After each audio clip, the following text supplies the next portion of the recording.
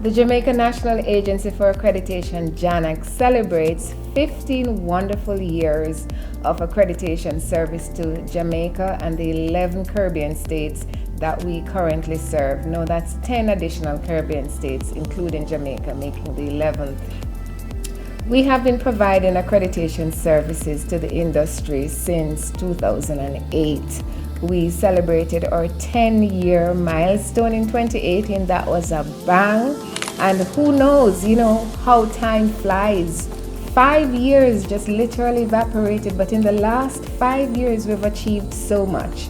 We are the only accreditation body in the English-speaking Caribbean that is an ILAC signatory. We're a signatory to the ISO IEC 17025 standard, the ISO 15189 standard, and since our 10th anniversary, we became signatories to the ISO IEC 17020 standard in 2020. We have been growing.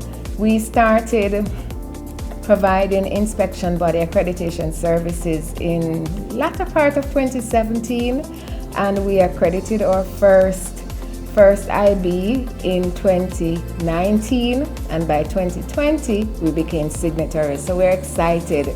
We started IVET, or accreditation services to certification bodies, in 2021 and accredited our first CB in 2022, and as a consequence, this year we became members of the International Accreditation Forum, and we're excited about that because, again, we're the first AB in the Caribbean region to become members of IAAF, and it's a big deal for us.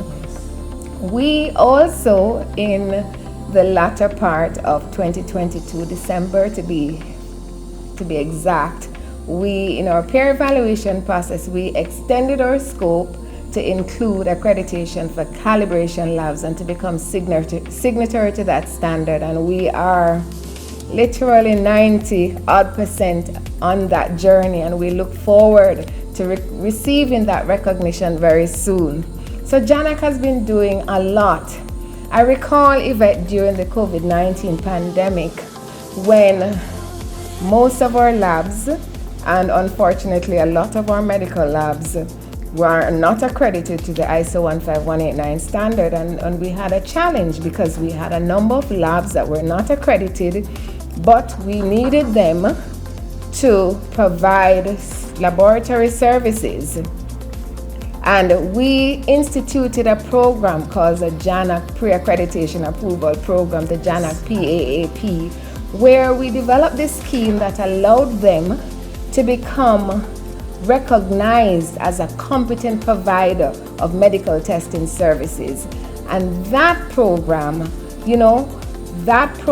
became so well known that our local Ministry of Health and Wellness used that program as the mechanism to approve labs for providing COVID-19 testing. We have been, Yvette, over the period doing wonders because we became the first member of the Caribbean region that was approved by the US FDA to the accredited third-party certification program.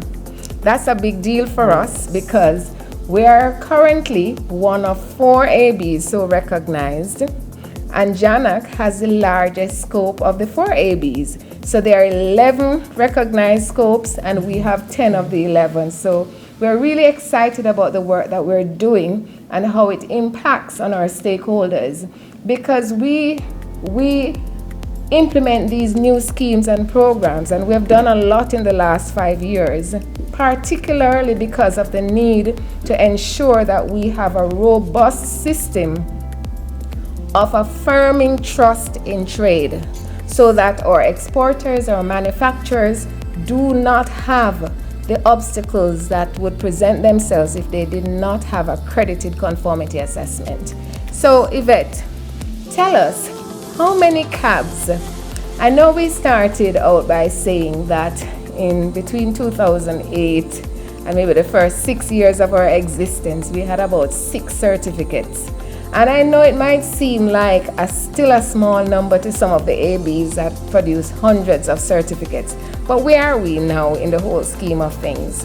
Okay, currently we have issued 54 accreditation certificates, 30 to ISO IEC 17025, 28 to testing laboratories, and 2 calibration laboratories. We have also issued 16 to ISO 15189, 5 to ISO IEC 17020, and 1 to the ISO IEC 17021-1, total of 54. The numbers are not as huge as we would like.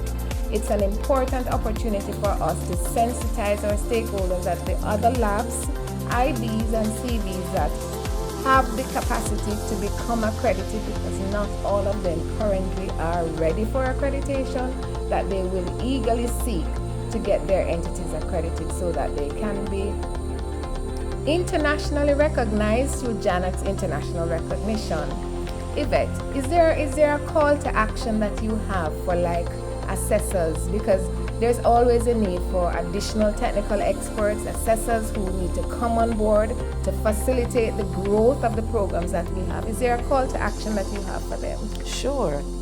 At JANAAC, we welcome all competent assessors to join us. We have an assessor pool that we have extended, and we are welcoming persons from all regions who are willing to join our assessor pool. We will work with you, and we are extending that welcome to you. And they don't start out as being assessors, because most persons come out of university, they go and they are employed in laboratories or inspection bodies, and so they may be thinking, am I an assessor? No, you may not be an assessor yet, but JANAAC will train you.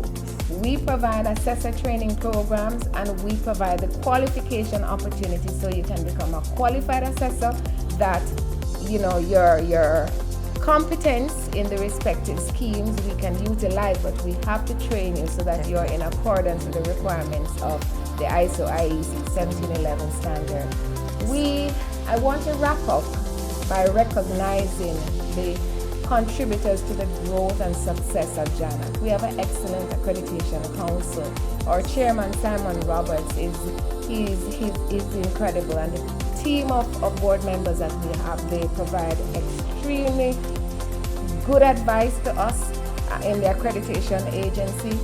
We have a minister, and we call him Jamaica's business minister, Senator the Honorable Albin Hill.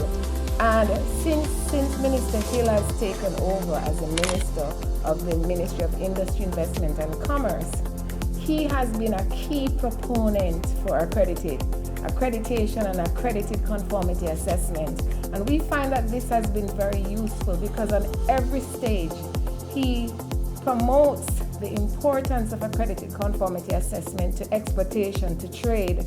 And we want to thank him for that, and we want to thank our Permanent Secretary, Sancia Bennett-Templar, and the team at the Ministry of Industry, Investment and Commerce. Without their support and the support of our stakeholders, those who have been supporting us over the years, those funding organizations that provide support to us, Cross-Q, Caribbean Regional Organization for Standards and Quality.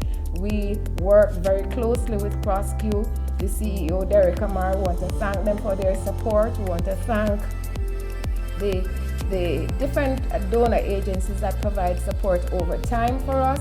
And we also want to thank our international partners, the Inter-American Accreditation Cooperation, that has provided us with capacity building support. And I currently am the vice chair of IAAC, and that role, though it's a voluntary service, it also provides me with additional experience and expertise to come back to my home accreditation body and provide that service. At ILAC, the International Laboratory Accreditation Corporation, I serve as the co-chair of the ILAC JDSC, Joint Development Support Committee.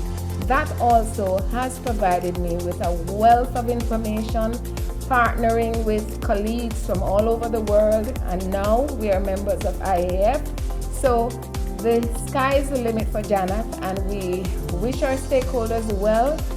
Join us on this journey of success that we are on. We are aiming for the highest heights. JANAAC, We've been talking so much and I didn't say who I am. My name is Sharonmae Shirley. I'm the Chief Executive Officer of JANAAC Jamaica. And I'm Yvette Castell, the Senior Director for Accreditation, Training and Quality Management. So we want to say a very big thank you to all our team members, the staff members at JANAAC, our administrative staff members, our finance staff members, our marketing and strategic planning team members. But more importantly, we want to say thank you to all our assessors and technical experts.